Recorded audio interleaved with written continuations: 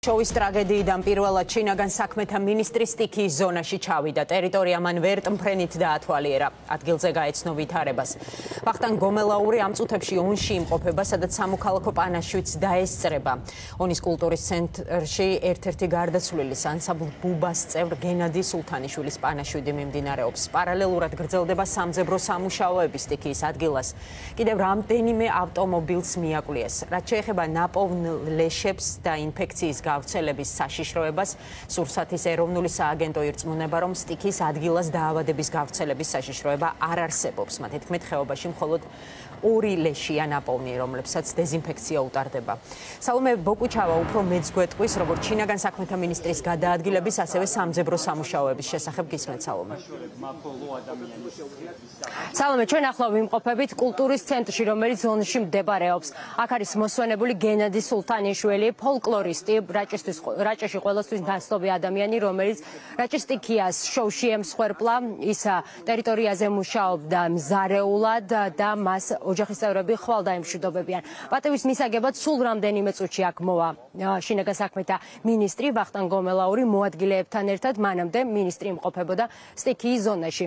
ჩვენი ინფორმაციით და იმ კადრების მიხედვითაც, რომელსაც უწყება ავრცელებს, ის გადაადგილდებოდა თავდაპირველად ვერტმფრენით და მან სრულად დაათვალიერა ტერიტორია სწორედ ვერტმფრენის დახმარებით. ამის შემდეგ უკვე მიმდინარე სამუშაოებს, სადაც 400 მაშველი და საპოლიციო ძალა, ასევე თავდაცვის უწყების წარმომადგენლები და სპეციალური ტექნიკა არის მობილიზებული, უშუალოდ ადგილზე გაეცნო, ასევე იმყოფებოდა შტაბში, სადაც პოლიცია არის გამაგრებული.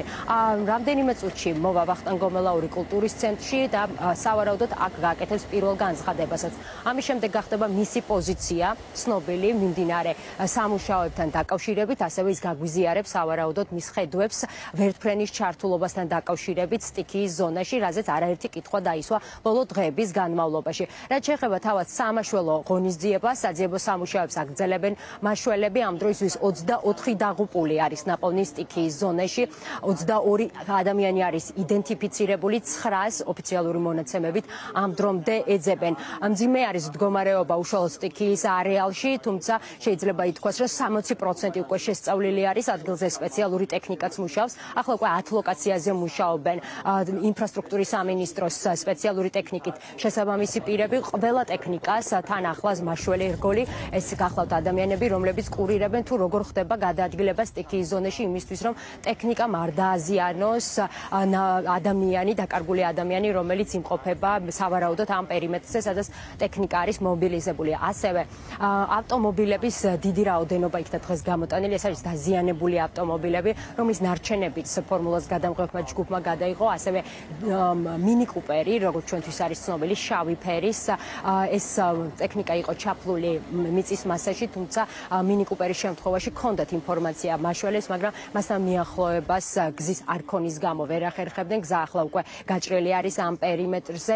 მაშველები ამბობდნენ, რომ შიგნით არავინ არ იმყოფებოდა და ამის შესახებაც იყო ინფორმაცია, თუმცა ავტომობილის ნაწილი მძიმედ არის დაზიანებული. პარალელურ რეჟიმში მიმდინარეობს საექსპერტიზო სამუშაოები, სადაც დნმ-ის ანალიზები ოჯახის წევრებისთვის არის აღებული და ელოდებიან დაკარგულების ოჯახის წევრები პასუხებს იმისთვის, რომ გაიგონ აღმოჩენილი ცხედრების შესახებ ინფორმაცია, თუ ვის ეკუთვნის ის. მე როგორც ვატყობინებენ, თუ არ ვწდები სხვა მიმართულებით მოდის ვახტანგ გომელაური ამ პერიმეტრზე, ამიტომ შეიცვალა ლოკაცია, როგორც მატყობინებენ პერიმეტრ შეცვლილი. ვახტანგ გომელაური ჯერ მივა ონის მერიაში, სადაც სავარაუდოდ განცხადებას გააკეთებს, ამიტომ მე მომიწევს ახლა დამშვიდობება, ვინაცვლებთ შემდეგ ლოკაციაზე, რის შემდეგაც დაგიბრუნდებით და მის კომენტარს პირდაპირ ეთერში შემოგთავაზებთ. კი ბატონო, მადლობა სალომე. სალომე ბოკუჩავა საუბრობდა პირდაპირ ეთერში. როგორც მან თქვა, ჩვენ ველოდებით შინაგან საქმეთა მინისტრის განცხადებას. ეს იქნება პირველი განცხადება მისი შოუში განვითარებული ტრაგედიის შემდეგ. მე-11 დღეს ის ჩავიდა უბრალოდ და დაათვალიერა ტერიტორია და სავარაუდოდ განცხადებას გააკეთებს მედიისთვის.